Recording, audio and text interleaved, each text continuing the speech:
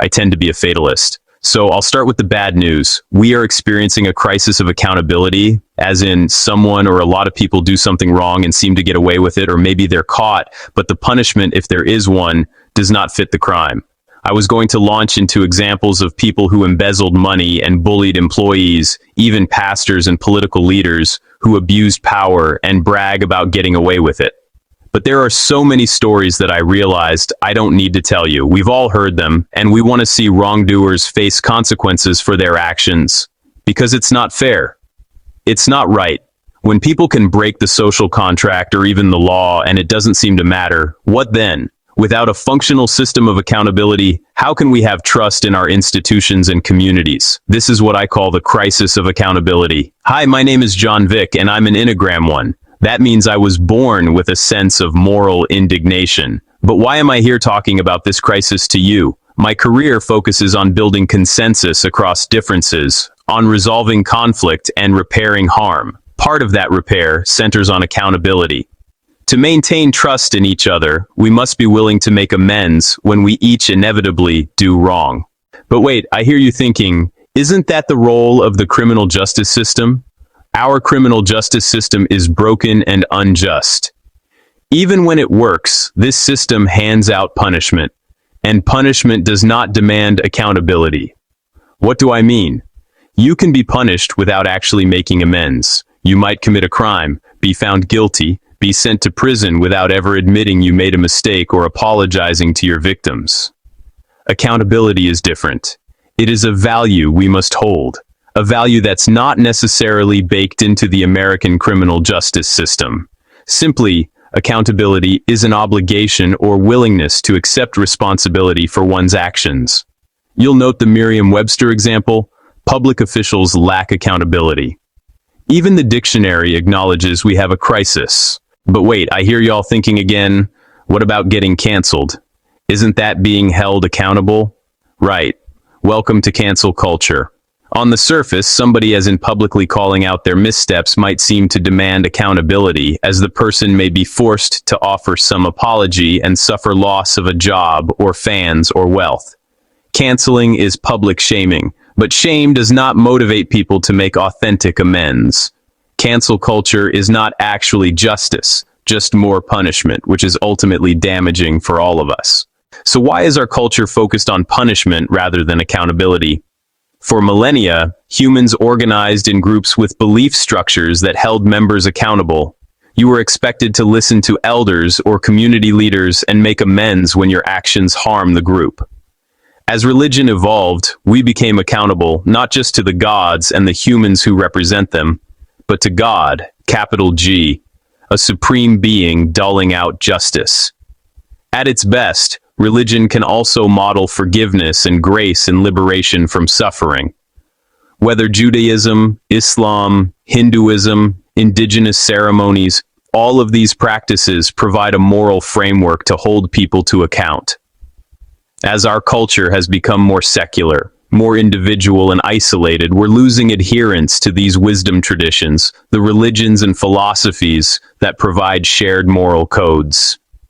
Now, there are definitely problems with religious institutions, but that's another talk. One side effect of people leaving church and temple and the mosque is that it feels like we're on our own, not accountable to God or anyone. This sums up the crisis. How do we fix this? First, although I did receive excellent training as a religious studies major at Austin College, and I am a person of faith, I'm not suggesting religion is solely the answer, nor am I blaming this crisis on secularism. Instead, we need to radically re-examine our culture, which may include a recreation of our wisdom traditions, the communal practices that allow humans to coexist in relationship, being held accountable while working toward a common good. There is one widespread program that calls for making amends, the 12 Steps of Alcoholics Anonymous. These days, making amends can be a radical act, but of course, we are not all in recovery. Fortunately, there is a process that demands accountability for everyone, a process called restorative justice. We need a restorative culture shift to curb this crisis, reconnect to each other, and rebuild our public trust. What is restorative justice? Simply, restorative justice is a philosophy that prioritizes relationships. Whether we like it or not, as a society, we are all in relationship with one another. Restorative justice is rooted in indigenous peacemaking practices and draws from pacifist traditions like the Anabaptists and Quakers. Before we had governments running courts and prisons, communities had to work through how to repair harm when someone hurt others. In the contemporary restorative justice model, if a person causes harm, they are invited in to meet with the affected community members. Sometimes this can mean bringing people together for facilitated conversations to find consensus on how to repair the harm and provide restitution. Other times, this can mean classes on empathy, community service, writing an apology letter, or finding other ways to repair what was broken.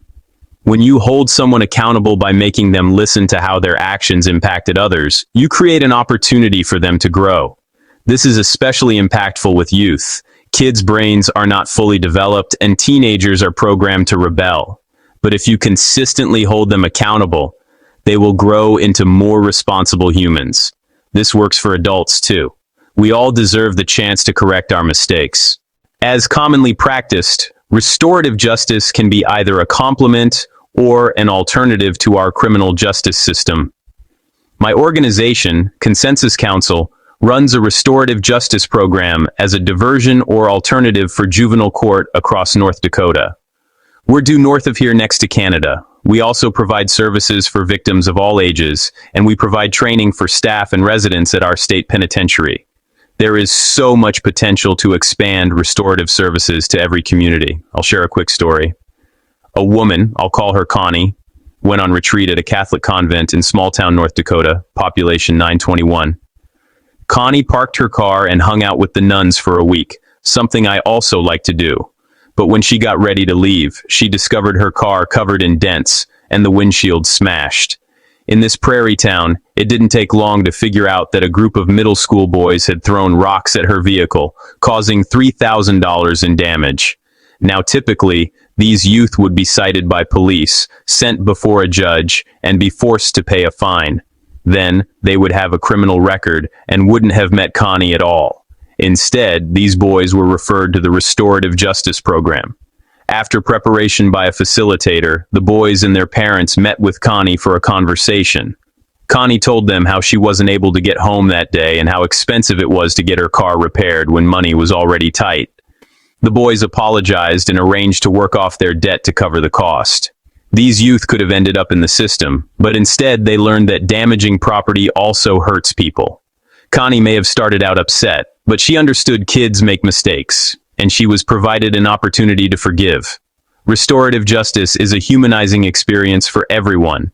Accountability is not just some bonus outcome. It is necessary for us to exist in relationship. This is all well and good if you run a nonprofit with facilitators in North Dakota, but I promise to offer solutions for our larger accountability crisis. How do we do this? First, we need to collectively reclaim our values. Values are named at the start of every restorative conversation. We must prioritize accountability, integrity, and treating everyone with dignity. When we publicly state accountability as our value, then we can be held to account and no one will be surprised when we hold others accountable. Second, look to the young. Start with restorative programming in schools, which benefits adults, teachers, staff, and parents as much as the kids. Find out if restorative justice is an option in your state's juvenile system. There is often political will to give kids second chances. We must raise our youth starting now in a restorative culture. Third, look to the wise. Seek out the elders and mentors in your life who adhere to something greater than themselves. Consult them when conflict arises. Ask people you respect about what guides them and why.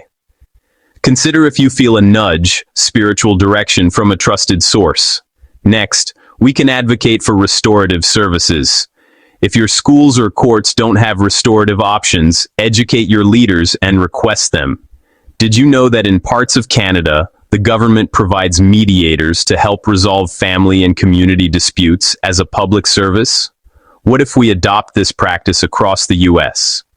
then anyone could seek a restorative process before involving the police or calling a lawyer. Finally, we can behave as if we are all in recovery. Apologize for your mistakes. Own the consequences of your actions. Avoid the impulse to shame others, especially online. Find an accountability partner.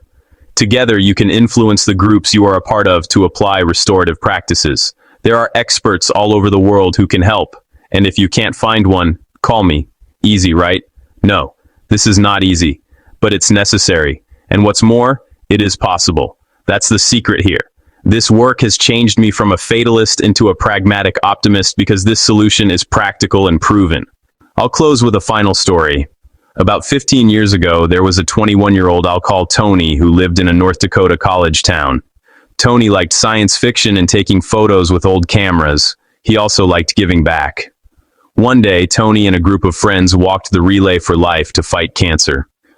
On the way home, they were in a car crash. The other driver, I'll call him Mike, ran a stop sign and then sped up when a cop tried to pull him over. It turns out Mike was intoxicated. Mike hit Tony's vehicle, and Tony and one of his friends were killed. You can imagine how devastating this was for their families and the whole community. Mike, who was only 24, was prosecuted and sent to prison for 20 years. Meanwhile, Tony's family was left with unbelievable hurt. Tony had two sisters, Sarah and Maria, who were teenagers at the time of the crash. As years passed, they struggled to heal. Even though Mike had been punished, that didn't make them feel better about their loss. As young adults, the sisters reached out to victim services at the North Dakota Department of Corrections and Rehabilitation, which put them in touch with the Restorative Justice Program. Harm of this gravity, like loss of life, can never be fully repaired, but you can foster a healing process. In this case, the sisters spoke with my colleague Joel Fries and decided they wanted to meet with Mike. Mike agreed.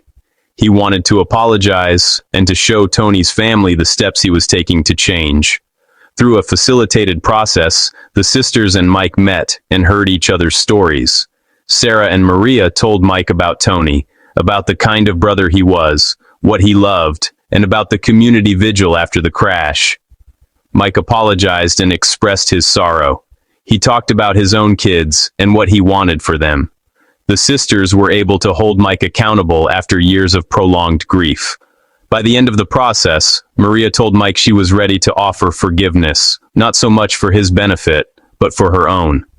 Afterward, she said, "It's definitely a weight off my heart." So, I ask you, what weight are we all carrying? Not only from the harms that happen to us and our own mistakes, but from the lack of accountability in our culture. How are we all hurt when punishment and public shame stand in place of real justice? We need true accountability to rebuild public trust, to repair our own hearts, to live in safe communities where people feel heard and belong. This is not the soft route. It is the hardest work imaginable. Is accountability and reforming our culture even possible? My answer is yes, unequivocally through restorative justice. Thank you.